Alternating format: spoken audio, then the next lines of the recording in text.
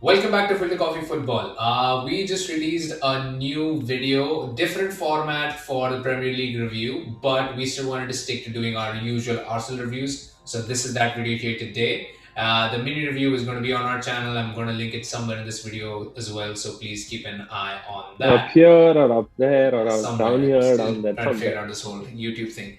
But yeah, in the meantime, please like, share, subscribe, follow us on Instagram at Filter Coffee Footy, and let's get into this very amazingly drab and really horrible result for Arsenal. Brighton nil, Arsenal nil. Karthik, please, what start it out. Uh, I'm glad Brighton fans did not boo Ben White on his return. That shows some class in them. Good on you, Brighton. Good on you. Uh, They given a Takehiro lot of money Tomiyasu. for him. Yeah, they did.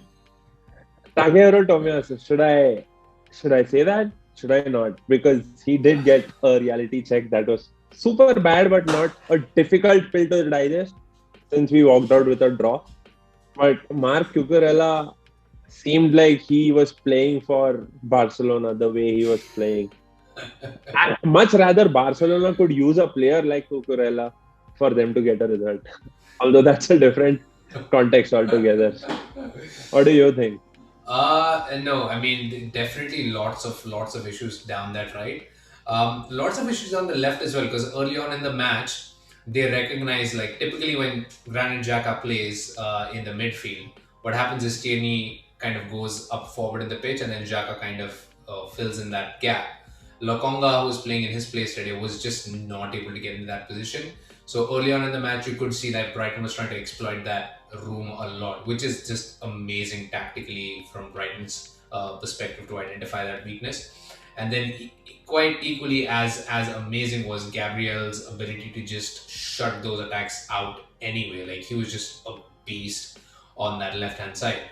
So then they had to start to utilize that right side, and I think they were lucky in finding how vulnerable a big guy like Tomiyasu is to a fast, pacey player like Cucurella. Like you said, luckily we came out unscathed, but there were lots of moments in there, and I mean this kind of just unfortunately this highlights how the largely unpopular but apparently really crucial role Xhaka plays in this Arsenal midfield. So why don't you talk some more about why we miss Granit Xhaka in this match?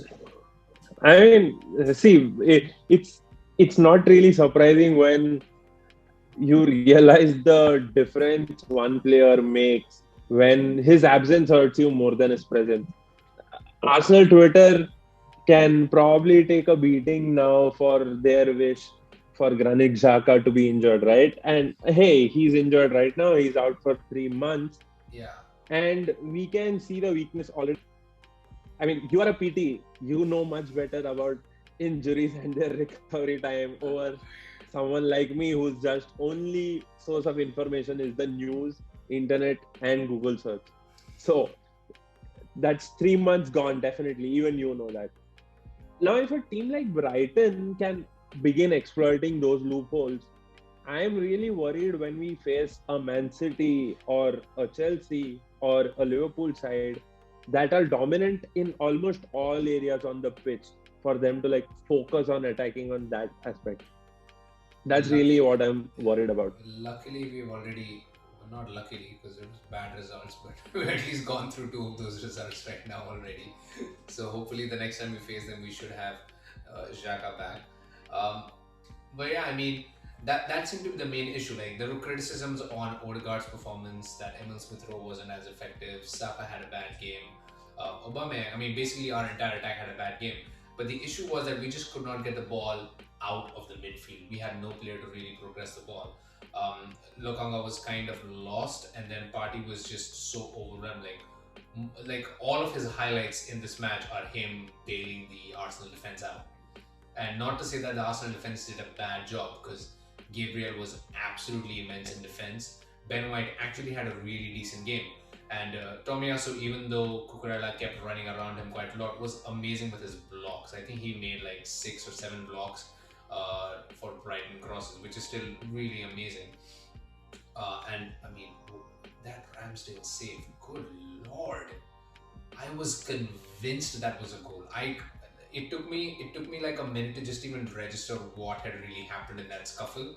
So we had a great game defensively. It's just sad that we were so overwhelmed by this Brighton high press.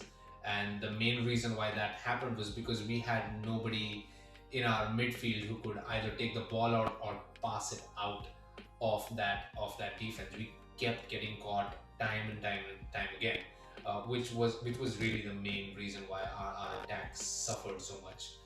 Sorry about that big sort of lag if there was any. Mhm. But yeah, Thank what? God for David Seaman, dude. Thank God for David Seaman.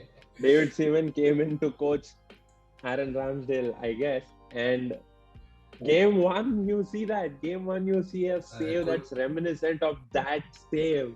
he's a quick learner, definitely there.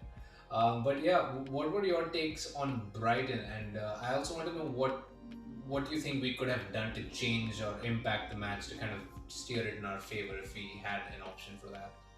So for Brighton, I think the prospects currently are really bright right now.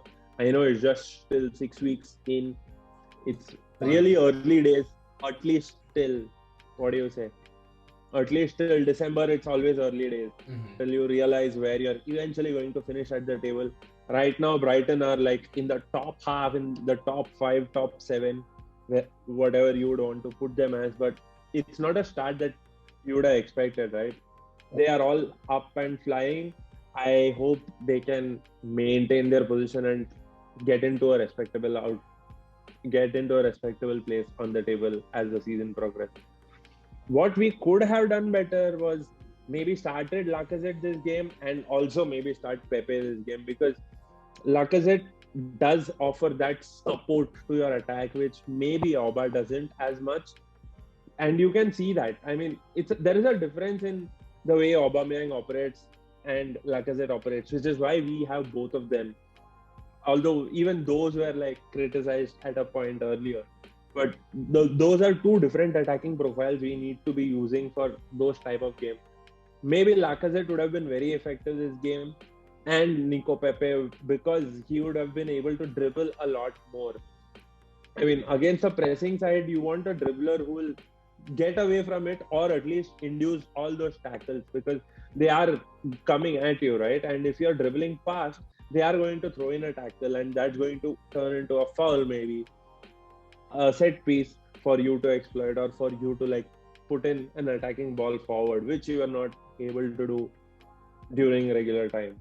Yeah, you're right, and I mean we are at fault for this as well for kind of getting into that situation where this is Arsenal's starting 11 when everybody's fit. But honestly, we need to be more flexible with our team selections as well. We need to like know that what kind of opposition we are playing against and kind of cater our starting 11 to that. I felt the main things that Arteta failed to address was the biggest one was Tomiyasu's vulnerability on that right flank.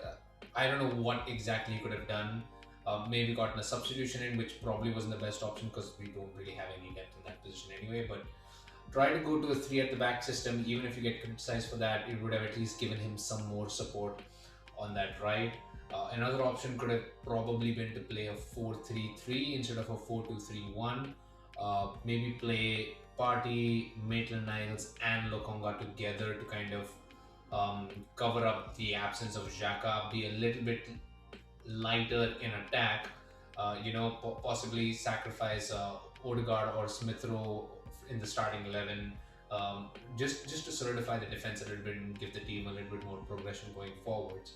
Um, but definitely, I feel like there should have been some changes made at halftime because even though we seemed like we were sort of in the match in the first half, Brighton were far and above the better team, and I feel that we should have made changes a lot sooner in the game, and we were very lucky to come out with a draw. And again, like you said, Brighton are clearly an amazing team right now. I mean, if they had won their match last weekend, they would have gone top of the table.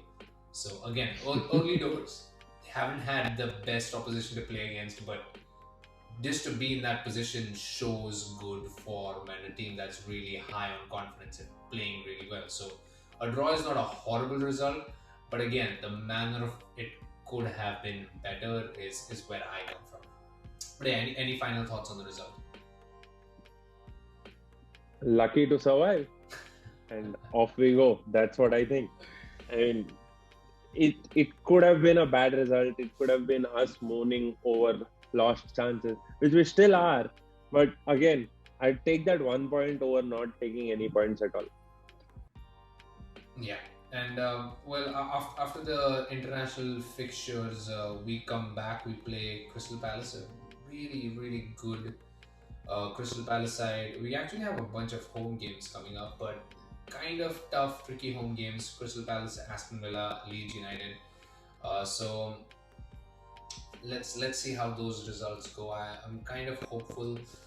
Sad that we're gonna have to face a really good Patrick Vieira side, and we're gonna have to try and walk over them in order to keep our season up and running. But yeah, let's hope for the best on that. But yeah, that was us for today. This was us at Filter Coffee Football. Please like, share, subscribe, follow us on Instagram at Filter Coffee Footy, and help us grow. We are doing better now. We're getting more hang of it, but we really need more support to keep growing. So please hit that subscribe button. Take care, guys, and see ya. Bye. Alrighty, bye bye.